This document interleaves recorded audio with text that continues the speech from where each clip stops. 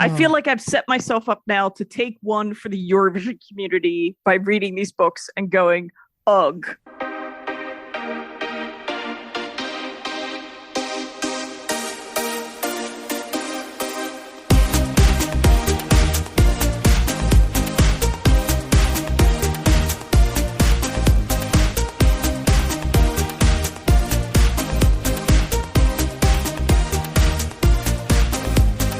Hello and welcome to the EuroWhat, episode 162 for the week of June 27th, 2022.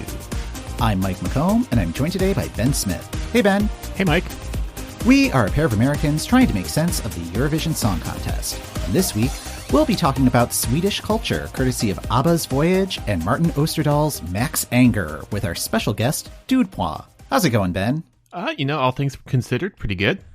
Good. We're getting a little bit more clarity on where Eurovision will be next year. We know that it won't be in Ukraine. That was announced a week and a half ago at this point. That, the EBU, after soliciting information from the Ukrainian broadcaster, decided that they will not be able to host next year's competition. They also released a follow-up statement last week to kind of specify the reasons why, because there was a lot of back and forth on Twitter and among other people in the press of the implications of this decision. I think the EBU is making the right call on this one. What do you think? I appreciated the follow-up statement. It made very clear a lot of the factors that I had assumed were behind the decision. Calling out, hey, at least 10,000 people are usually accredited to work on this. 30,000 fans are expected to travel to the contest. So we know people are going to attend this event. It is our job to keep them safe. This is what we can do to keep them safe. I think back to 2017 when Kyiv hosted the contest, and I felt safe while I was there, but there was always this kind of feeling in the background of something could happen any minute. And I mean, granted, that can happen at any large scale event, but I mean, tensions were still tense at that time. When you got to the venue, you went through an initial security check and ticket check.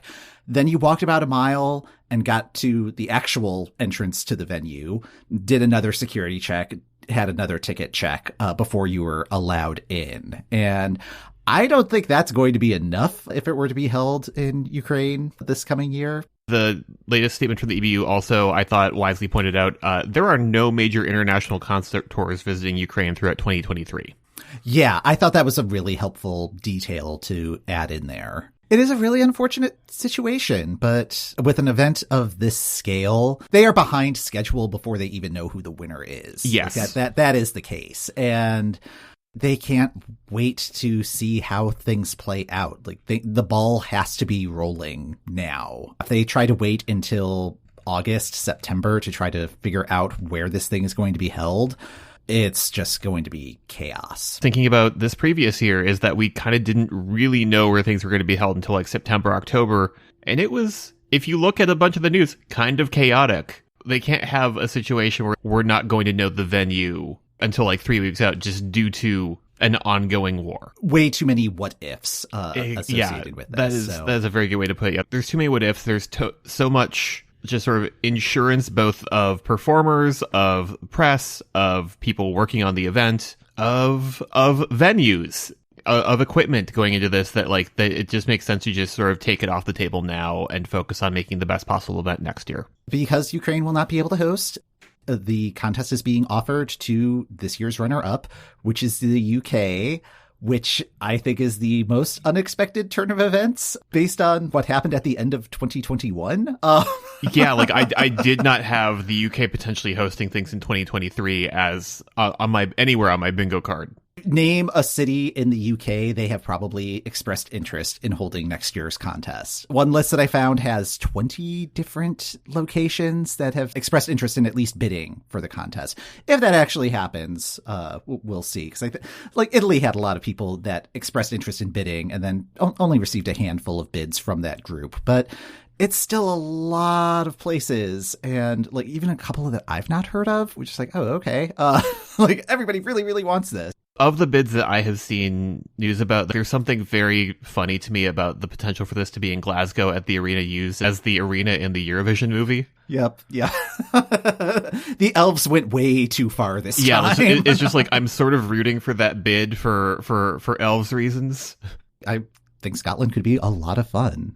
I would like to go to Scotland, so. I've been to London. I'd like to see other parts of the UK. No timeline yet on when any of this will be decided, what the bid process will be.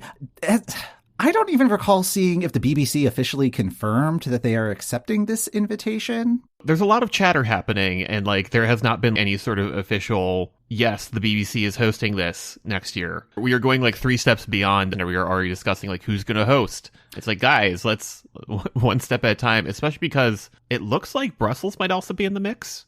Yeah, which makes no sense to me whatsoever, because there were a whole bunch of countries that expressed interest of hosting if Ukraine were unable to host. But like Brussels came out with this last week, so like they missed that first wave of offering. If you look at the details, it actually does make a little bit of sense to me in that Brussels is the headquarters of the European Union. If the bid is for Brussels, it is sort of a larger European Union bid in solidarity with what is going on in Ukraine right now. There's another can of worms that... Yeah. Europe and EU are 2 separate things. Eurovision, EU, those are separate things. Eurovision and Europe, kind of separate things. Hi, Australia. Hi, Israel. I don't think that is the approach. I think the approach is like, well, Brussels is centrally located and has a large airport. They should be highlighting that, and they should be highlighting like that like one of the venues in contention if Brussels were to get it is where they hosted the live final of the most recent season of De Mol. Oh, there we go.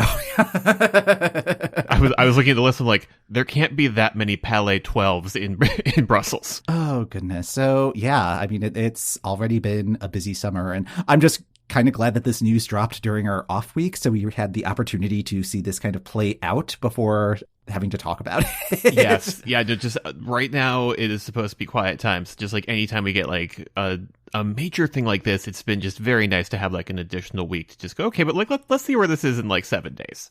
Also an opportunity for everybody to calm down. Also on the Ukraine front, Kalush Orchestra and Goa performed at Glastonbury this past weekend. That's a pretty good gig for anybody. That is a massive gig, and the response appears to have been just very positive, which, like, having heard both of those groups, yes. I actually have some friends that are over in the UK right now, and they weren't going to Glastonbury, but they were going to one of Goa's shows because they are now finally on tour. They had to keep postponing the tour from last year, and they're working their way through the UK as we speak. At least there's some good news on the Ukraine side of things. Going into other stuff that has happened related to this year's contest, they released most of the live to tape performances. And rather than doing it as 2 specials like they did last year, they just released 2 to 3 YouTube videos a day for about a week and a half. Yeah, they released them in semifinal running order and then the big 5. Well, 3 of the big 5. Did you get a chance to watch any of the live to tapes? I was checking in on them as they dropped every day. I was initially intrigued, but then it became very clear that because we had so many national finals this year, a lot of the live to tapes were, and for very smart reasons, just sort of like taped 5 minutes after the national final was done. For practical reasons, I like the idea of the live to tape. Sharing them with the public, I can kind of understand why a number of the broadcasters are just like, nah, we're not going to participate this year for whatever reason. Like, songs getting updated. Although even then, like that was one of the interesting ones to see. Like Israel had theirs yes, broadcast. Like that was very clearly after X Factor before they had done the revamp of the song. Yeah, so it just kind of had me wondering, oh, what would have happened if the live to tape version had to be used? And it's like, oh, they did that whole revamp for nothing. And yeah, so that's interesting, but not enough to really kind of justify this whole exercise. But also just feels like it could have existed in a paragraph of a larger article detailing like the differences between the live to tapes and what we saw. I do not feel like my experience was enriched by having watched it. Yeah, I mean, if anything, it kind of confirmed a few things for me. Like Albania's live to tape performance was about as messy as the actual live performance. Like it was just chaos. And it's like, okay, I don't think Albania was going to qualify. We also found out that they only had like 1 take instead of 3 takes. At least that was what we learned from Latvia's performance, because the lead singer of Citizani tripped on the treadmill in that performance. It's like, oh, why did they keep this one? I thought that they had a couple of other takes. And it's like, oh, did like an anvil fall on somebody in one of the other takes and they couldn't use that? Or what was going on? But yeah, apparently they only had the one take to get it right. At least they didn't have to use it. So that's good news. I think the way that they deployed them this year was correct in that this did not need to be a special, hey, let's watch all these on Saturday, because I'm pretty sure people would have tuned out midway through. I think that's right. And I mean, there were just enough countries that declined to participate that it would have felt kind of empty, I think, or at least there would have been some sizable gaps in the running order. So I guess if they wanted to do this next year, this is definitely the way they should go about it. But unless there are like major changes from version A to version B, I don't know if they necessarily need to release these anymore. Yeah. My thirst for these has been slaked. If an individual nation wants to like drop that, because I think Poland had like dropped theirs real early, just like, here, we showed it on the news. Here's what we had prepared. I think that makes the most sense. If the broadcaster wants to share it, let them share it. It shouldn't have to go through the EBU.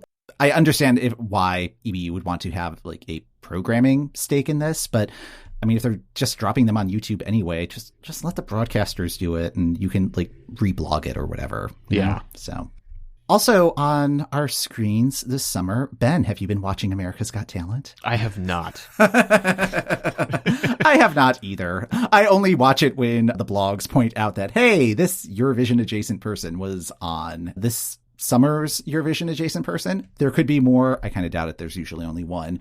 Is Poland's Sarah James. Sarah was the runner-up at last year's junior Eurovision Song Contest. She auditioned and got the golden buzzer, which is where one of the judges, or Terry Crews, the host, runs up and hits a golden buzzer thingy, and then everybody explodes into confetti and everything's in slow motion and dramatic music plays. That's the show.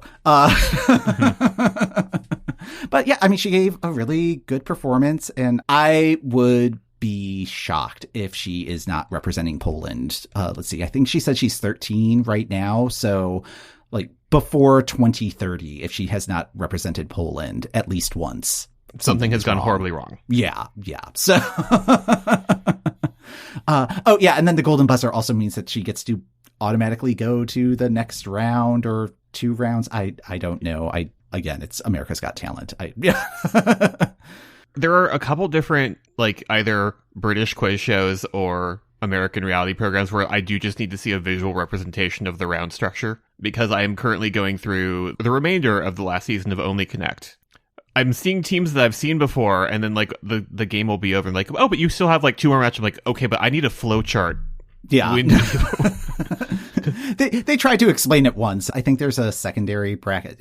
Yeah. It's fine. I don't think America's Got Talent is quite that complicated, but it is one of those things just like, I guess I have to set up a Google alert now. So best of luck to Sarah James.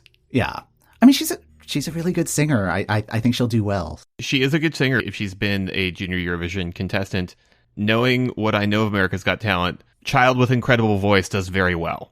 Although it was really weird, like at least in the version of the video I saw, I don't know if it was edited from the broadcast version, they made it seem like she had never been on a stage before. It's just like, no, I think she's done this once or twice. We don't need this story. Yeah. Also, it's a performing child. They have been on many stages. So I think that gets us caught up on what's been happening the last couple of weeks. It's a lot fuller than I would expect at the end of June, but here we are. So here we are. Since it is the end of June, it's Midsommar season. It's kind of a big deal in Swedish culture. At dood-pwah from Twitter has been posting a lot recently about Swedish adjacent things, which I think was a coincidence. I mean, it was a coincidence, and I was like, hello, do you want to talk about it on our podcast? Yeah, and that includes ABBA Voyage and reading 2 books that were written by the contest's current executive supervisor, Martin Osterdahl, Ask No Mercy and 10 Swedes Must Die, which are both part of the Max Anger thriller series. We talked with dood-pwah about it. Ben, you read both of the books. I got through most of the first one. It's fine. It's book club. We had wine. Since this is kind of a book club type discussion, it's going to get a little spoilery. We will be talking about details from both of the books. We're also talking about ABBA Voyage, so if you have tickets or you're planning on seeing it and you want to be fully surprised, you might want to check the timestamps. They're in the show notes for this episode. Hop around and listen at your peril. Enjoy the conversation. Welcome back to the show, dude. It's great to be here. I'm so excited to join and talk about these things. They've been keeping me going in the off season. Yeah, I got to find those activities where we can. How was your Eurovision experience this year? My Eurovision experience this year was fantastic. I attended both jury semifinal shows, and the ability to see Achille Lauro live was mind-blowing. And seeing the entire arena get behind Achille Lauro was also mind-blowing. So well worth the trip. Turin was amazing, and it was a very good Eurovision experience. How about yours? I was at the same shows. We actually ran into each other on the tram ride back at one point, which was kind of hilarious. And seeing which acts the crowd really getting behind, which acts underwhelmed in the room. Yeah, it was a delightful time. From the Achille Lauro side of things, like just watching in the jury room and having just going on the roller coaster of this isn't going to qualify to this is going to qualify. Oh my God, it's going to qualify. And then just watching what actually happened. I still am kind of in shock because if a person can't qualify with a song about strippers that has extensive fireworks, a kiss with boss doms, and a mechanical bull, like what can you qualify with? Yeah. Yeah. What 75% of content were you able to focus on the stage? Because I had a very tough time seeing everything that was going on at once. So. I think I was kind of hyperventilating at that point. It was definitely an out-of-body religious experience. I'm very glad that it's televised so I can watch it later and go, oh, okay, I experienced that. Yeah. Yeah. Yes. I mean, I'm mostly just sad that I was robbed of the opportunity on the Saturday of the grand final to just tweet most serene republic my ass. Yeah. Yeah, to kind of bring it into what our main topic is today. We are approaching Midsommar, which is a celebration of the summer solstice. It's celebrated in several countries, but it's a particularly big deal in Sweden. And dude, you went to the ABBA Voyage show recently. Is that right? That is right. So the ABBA Voyage Arena opens in May in East London, and I went to the ABBA show with the avatars, the computer-generated versions of ABBA, to see a 90-minute performance. It was a magical experience. So my very first question about this is, what are you looking at during this performance? Because like I think of like the hologram of Tupac at Coachella, and that one time that Celine Dion sang with Elvis on the American Idol stage. It seems like it's an augmented reality thing, but I assume the audience is looking at something. So what is it that you are seeing? Yeah, I too was not quite sure what to expect. I was referencing in my mind Kanye West bringing Robert Kardashian to life for Kim Kardashian's birthday. Oh, and I forgot about that. Just all of the previous, like just the history of holograms in recent development is just real dark. But it's definitely not a hologram experience. There's actually a live band on stage as well, playing to the side, and they get their moments during the concert. And then ABBA references that it's not real, but it seems very, very deeply real. And then at some points, they play with the technology and you know it's not real. They all got gussied up in motion capture suits. Holograms seem fuzzy. This is crystal clear. They've done amazing detailing. You can see the separate hair textures, the separate clothing textures. My better half, who works in the gaming industry, thought it looked very good except for the eyes, which apparently don't render as well. But they look really lifelike. Wow. So, but you're seeing them on the stage, right? You're not watching this on a monitor or anything, right? No, you're seeing them on the stage doing dance moves, and every song has a little bit of a different setup. So, the first song, they're all there and Bjorn has a guitar and Benny's behind a piano and Agnetha and Annie Fried are singing. And it's a projection on a screen, but it looks amazing. And they also have giant screens along the side, so they'll do close-ups like they would at a real concert. And you really cannot tell that it is not them. Wow. It's very, very lifelike. I have read a few of the reviews of the initial shows, and everybody is just kind of blown away. It's timed like a real gig. There's a fake costume change. I was going to ask about that. If they had to leave the stage momentarily for whatever reason. They do that. They have fake costume changes. They throw it over to their band members at one point who take the stage and do a performance. It's really impressive. They're very don't give it away. But all I could say is there's nothing to give away. They look amazing and everybody should see it. And I'm still trying to figure out days later how they managed to do it. Oh, wow. It just sounds so wild. Everybody that I've seen on Twitter who have seen it, mainly through the EuroWhat account, there are a lot of ABBA fans there for some reason. Surprise. Yeah, they've just been over the moon about it. It's hyper realistic, but then as Ben was talking about, it also feels like a concert. There's a certain rhythm to it. They've got the songs that build you up, the songs that make you cry. It's a show, but it's a purpose-built arena. So it also feels amazing. We all talked about the lighting at Turin and how some of the lighting was amazing. It's better than the lighting at Turin. So it's a whole kind of arena experience with the lighting. The views are excellent. I was down in the dance floor area, but it didn't feel crowded. People weren't packed in. So it's about as good of a concert experience as you can have, as well as being a weird experience seeing ABBA. I cannot recommend it highly enough. My in-laws mentioned, oh yeah, we might like to see that. And I'm like, oh, we're definitely going to see it. Because now I want to go back, see it from a different angle, get seated seats this time. It is something that just needs to be experienced. And I really hope it becomes a fixture in London with people going to see ABBA as a great night out. The crowd was also very interesting. It was a mix of people. So you had people who had seen ABBA the first time around mixed with people in their 20s who were doing ABBA cosplay, mixed with little kids running around. It was a really nice experience. I have been very tempted to try and get tickets, but it also sounds like they have built this arena in a way where once the show is done in London, they can potentially move it to other cities. That is true. It's been called a flat pack arena. So like IKEA, they could just pick it up and move it around the world. But I don't know what tour IKEAs. It's just like where is the IKEA tie-in on like the flat pack arena? I wouldn't want to wait. I'm really lucky that it came to my city, but I wouldn't want to wait for it to come to my city. It's worth a trip to London. And I'm not just saying that because I think London is awesome. It really is worth a trip to London. But I got off the metro system. There's a big station directly across the street from the ABBA arena. So it's not like you can miss it. And I stopped to take a photo. And the woman next to me started asking, are you going to ABBA? And she had come in from Germany. There are people there from Sweden. People are coming from all over the world for this already. Oh, that's amazing. Oh. Yeah.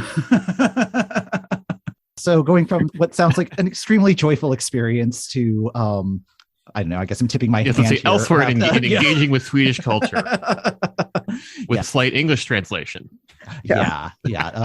Ben, would you like to introduce this? Yeah, sure. Okay, so, dood-pwah, why did you start reading the Max Anger books? Because I'm a masochist, first of all. They're written by the executive supervisor. So Mr. You're Good to Go apparently has a background of writing thriller genre novels, 2 of which are now out in English translation. And I believe a 3rd is coming. My main reaction after I finished the second one was like, thank God they haven't translated the 3rd one yet.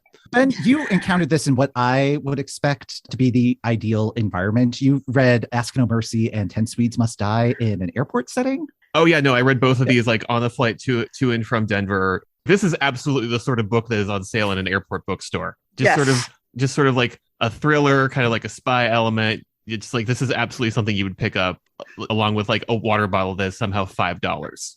Just the world's most expensive sandwich, and it's not even good. It's very much Stig Larsson meets Dan Brown. Yes. With a little bit of like Bill O'Reilly alternative history thrown in. Oh, God, yeah. Yeah. Halfway through reading the second book, I had the thought of, is writing about Russia for Sweden what writing about World War II is for just like American dads? Well, but he's totally an American dad. The first one takes place in 1996. The second one takes place in 2000. And yet key characters in both of them are old men from the Second World War, both of whom managed to really beat up Max Anger, who is in his 20s and a trained combat diver. I don't understand it. No, it does not add up the more you think about it. Just talking about the book that takes place in 1996. It was written in 2016. The bad guy is named Lazarev, and there's events that take place in 1944. Martin, you can't just take stuff from work. I was just waiting for like a weapons specialist named Dammy Im. And there's a whole subplot in the book involving Telia, who was the sponsor of Eurovision's. They sponsored Helsinki. They sponsored Malmo. So he's essentially also writing about a Eurovision sponsor. Oh, God. I didn't even notice that. I do want to give kudos to Martin for apparently being able to carve out the time to write 2 thriller novels while also running Swedish television. He's good at time management. Yeah. I don't know whether I can say he's good at writing, but he's good at time management. Do we want to talk about who Max Anger is aside from, I feel like Martin Osterdahl?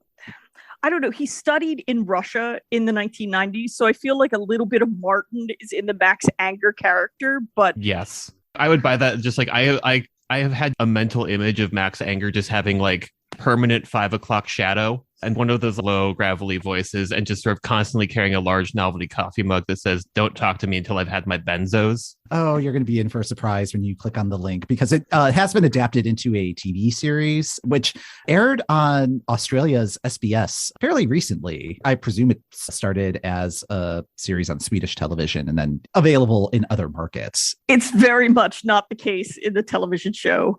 Max Anger looks a little bit like a bunny rabbit. Like he's got really big eyes. He's like the Swedish version of Riz Ahmed, I would say. I started watching the television show and then I had to stop because people started playing chess. And I was like, this is too on the nose. I cannot take any more of these cliched, like Cold War things. We've got a chess game of diplomacy going on. I had to stop. Just to note, so we have 2 kind of average airport thriller books, and yet somehow they get made into a television series. Like Martin Osterdahl is really using his connections there, because I didn't think there was anything compelling enough to make these into a television show. I think structurally it works. It's the sort of thing where I assume that they had purchased like the characters and were going to do something different than the actual books with them. But it sounds like, nope, they're just adapting the books. Yeah, again, my taking one for the team does not go that far. I tried and I've tapped out. So if anybody has seen the television show, let us know. Yeah. Like I actually did not finish the first book. It reached the point where Stalin entered the picture, and like one of the characters is just like, oh, he's like the son that Stalin never had, even though Stalin had 2 sons. And it reminded me of an episode of The Tick where the Terror comes back from obscurity and one of his henchmen is a Stalin impersonator. So I dug up that episode on YouTube and watched it and really enjoyed myself. It was a long time since I've seen that episode. And it's also kind of weird reading it in the current moment that we're in, because World War II is a blind spot in my history knowledge, and particularly the relationship between Sweden and Russia, Finland and Russia, and not really knowing how deep those waters are, particularly with all the stuff with NATO happening right now. It's just like, oh, okay, this is at least providing a little bit of helpful context, even if it is like super, super cliche. It has that going for it. One of the notes I jotted down is, we have Max Anger, the main character, who's a ex-combat diver for the Swedish Navy. And in the first book, like, this is supposed to be our sympathetic hero. He clubs a baby seal in a flashback. And then he also goes to a hospital and tries to shake a dying old man awake. And he's apparently addicted to Xanax. which seems really overblown. There's like a lot. Does Martin, is he drawing from personal experience? Is there something we need to know about his relationship with Xanax? Because there's a lot of benzodiazepine references in here when he should just be going to see a psychiatrist for what is clearly PTSD. Men will literally club a seal instead of going to therapy. Oh, no. Yep. It's everybody in this Swedish island where he grew up apparently clubs a seal rather than go to therapy. It's awful. Book 1, I read it. I was like, all right, it's okay. I could see where he was going with it. Book 2 is one of the worst books I've ever read in my life. Oh, really? Yeah, but after book 1, I was like, I don't particularly want to spend more time in the Max Anger universe. Yeah. But book 2 just ratcheted up all the things which made it went in the wrong direction. So it's called 10 Swedes Must Die. Only 5 Swedes die, but 118 Russians and an unnamed number of Latvians die. There is a lot of death. And there's also a lot of torture porn. Like, I didn't really need a description of a pencil going into some guy's eyeball. Nope. Yeah. I came away from book 2 going, does Martin Osterdahl have something against Latvia as a country?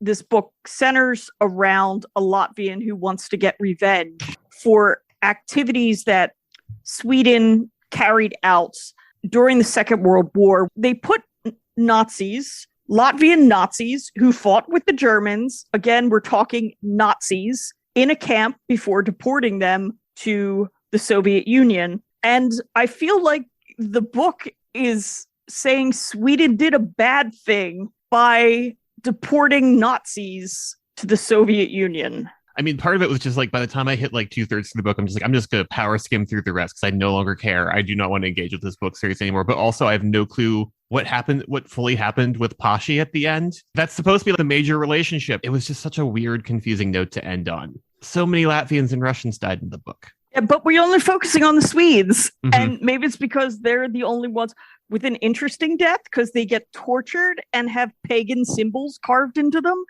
It was really unpleasant. The first book was bad. I did not appreciate the descriptions of Pashi, who gets kidnapped at the very beginning of the book, and then all we see is her being tortured for the rest of the book, being lowered into a bacterial soup, or a woman who got chained to a pipe and had rats eat her alive. Like, this is what you're getting in the first book. And then the second book is just like, oh, let's ratchet that up. And the best thing is he dedicated the second book to his mother. Oh, dear. I mean, is it the worst book I have read for talking about on the show? No, that honor still goes to like the book that I read last time we did book club. Yeah, I mean, for me, I think this book met my expectations in that I knew it was going to be a spy thriller airport novel type situation, possibly like Da Vinci Code, where there are chapters that are a paragraph long, but there just was not much artfulness to what was going on. It was very much like a sequence of events. One of the things that I did appreciate, and I think this may speak to how Martin was able to multitask, where it's kind of done in like journal style, where it's just like, all right, these are all of the events that happened on Monday. As the events are going on, I'm just like, oh God, how much longer is this? And it's like, oh, okay, it seems to be about dinner time at this part of the story. Cool, almost done with this section. But yeah, I mean, it's just like, this is very much not for me, but I think for who it's for, they'll probably enjoy it. Like, I enjoy genre fiction and I enjoy spy thrillers, but I feel like Martin Osterdahl sat down and he was like, okay, I've got to set up my characters. Sarah Carlson, she's a Polish linguist who's a cigar smoking lesbian. Great. Mm. Yeah. And then, like, those are the plot points he hits. And every time we read about her, they'll mention something about her being a Polish cigar smoking lesbian. And it's kind of like, yep, we got it. Is there anything more to her? Yeah. I'm just picturing just like a lotto cage just full of the bingo balls. This is when he was developing the characters. Polish, likes to smoke cigars. Lesbian. Yes, exactly. Like, and I think, I mean, that's his way of creating fully fledged female characters, but it's really not great. Pashi, who is the main love interest for Max Anger, gets kidnapped in the first book and spends the first book waiting to be rescued. In the second book, she's doing fertility treatments. The descriptions of her wanting to have a child were just repellent. There's one part of the book where she talks about the only path to a better future for humankind was to give more power to women. The half of humankind tasked with reproduction had an understanding of life. The other half of humankind did not. And I wanted to vomit. I was like, this is, Wow. Yeah. Wow. Okay. Yeah. All right. All right. Taking that off the shopping list. Good Lord. Okay. Yeah, no, you do not need to read this book, Mike. please save yourself. Do not read 10 Sweets Must Die. Yes. Oh. But that's such a good title. Like, yes, yes, it is. When Martin was announced as the new executive supervisor, looking into his background, it's like, oh, he's written a couple of books. One of them's called 10 Sweets Must Die. That sounds fun. Right, but I assumed it was like a list of grievances against like Christer Bjorkman. Yeah. Like, that would be fun. A murder mystery set at a Melfest. People get killed throughout the 6 weeks of competition. And instead, it's Latvian Nazis who are doing the killing. Someone please write me like a nice, like cozy mystery taking place at Melfest. Well, not at Melfest. There's probably some sort of copyright things, but like Swedish music competition. Yeah, whatever the Swedish version of the Aileen competition would be, use that. Yeah. And we're only there for 3 minutes of the total runtime. So we're only there because the main character loses their virginity. So I think what I'm hearing is you will probably not be checking out the third book when it gets translated. I said it before and I said it again. I'm so happy it's not translated now because I probably would have tried to say, let's read the trilogy. And that would have been a bad idea. Honestly, if it had been available, I would have done the thing that most people do with book club, which is not actually read the book and just show up with wine. That's what I'm doing now. Wine would be preferable over these two books. Spend whatever you would have spent buying these on wine and you will have a better experience. It'll be cheap wine because these books are not that expensive, but it will still be a better experience. But again, still a better time. Yeah, I guess that's Midsommar 2022 in a nutshell. I'm trying to think of like a through line between this and the Ari Aster film, and I can't think of one. Anybody get sewn up into a bear, or is that what happens? I've not seen that movie either. It's starting to sound like Swedish culture might not be for Mikes. It's I mean, I feel like Ari Aster could do a pretty good adaptation of one of these books by just like ratcheting up the scary torture porn. It's not a good beach read. No. Let's put it that way. No, just like I firmly believe that any book can be a beach read if you bring it to the beach, but don't bring this one to the beach. No, there are so many other better books you could bring to the beach. I feel like in the interest of completeness, I'm probably going to have to read the third one, if for no other reason than to just screenshot it on Twitter and be like, oh my God, Martin Osterdahl, what have you done? I'm expecting the third book will involve Max trying to win Pashi back, since she, at the end of the second book, has left him to track down survivors of the Gulag in order to learn about what happened to her father. There's a lot of unresolved father relationships throughout these books as well, which I was just kind of like, enough with the dads already. Just, again, go to therapy and talk this out. Well, you'll definitely have to keep us posted on how that adventure turns out, because yikes. I look forward to engaging with the screenshots. Yes. Yeah, I feel like I've set myself up now to take one for the Eurovision community by reading these books and going, ugh. Yeah. Well, thank you for doing that. Thank you for your service. Yes. But along with your Twitter, is there anything else that you would like to plug? I'd like to plug my website, dood-pwah.fun, where you can read my Eurovision musings, which are often really thirsty and occasionally insightful. Awesome. Well, thank you so much for joining us for this discussion. I'm sorry that we made you read the Max Anger books. Again, it's my own fault. I have been reading them and screenshotting them on Twitter for no other reason to go, oh my God, this is a perfect example of men writing women and writing them horribly. I've been reading a lot of very interesting books lately, so it was nice to kind of take a break from something good with something awful to remind me how good the other books I've been reading have been. So that's a plus. It's like a reverse palate cleanser. Oh yeah, no, like this, I mean, I have been just sort of like tearing through a bunch of other stuff in my to-read list, having read these. So I think it did sort of like get whatever like reading mojo back I needed. Yeah. Although I wouldn't recommend it for anybody else. Once again, we have taken one for the team. You don't need to do this. Please stay far away from Ask No Mercy and 10 Swedes Must Die. This is not a place of honor. Yeah. Part of me was like, oh, reading this will be like a fun way to sort of see like what's in Martin Osterdahl's head. I no longer need to ask this question. I shouldn't have asked this question in the first place. What was I doing? In a way, this is going to color every Eurovision from now on, because when he says you're good to go, I'm just going to be like, ew. And that's going to do it for this episode of the EuroWhat. Thanks for listening. The EuroWhat podcast is hosted by Mike McComb, that's me, and Ben Smith. That's me. You can follow the EuroWhat on Apple Podcasts, Spotify, or the podcast app of your choice. If you'd like to support the show, we're also on Patreon at patreon.com/EuroWhat. Show notes are in the description of this episode and on our website at eurowhat.com. If you'd like to contact us, we're at EuroWhat on Twitter, or you can email eurowhatpodcast@gmail.com. Next time on the EuroWhat, we'll be diving under the surface to plumb the depths of this year's Eurovision iceberg.